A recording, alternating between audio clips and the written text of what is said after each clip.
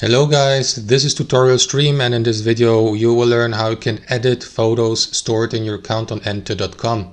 So let us begin. Alright guys, so launch either the desktop app or the web application of ente.com, log into your account, navigate to an album and select the given photo by left clicking into it. What you want to do next is click into these three dots in the top right and choose edit image. And here guys, there are several ways how you can edit your image. You can or a photo.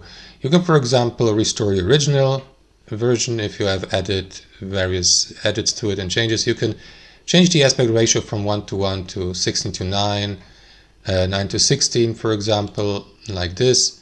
Crop it, restore the original one. Then below you can rotate it by 90 degrees to the left, to the right, flip it vertically, to the horizontally. And then guys, there are also other options here at the top. You may crop the given photo, so let me crop it like this using these corners here, for instance. And then you may click into apply crop here to crop it, and then again you will need to click into these three lines, switch to colors, for example, or download the edited photo here. So for example, or you may make a copy of the given edited photo to save it as a copy in your library here on there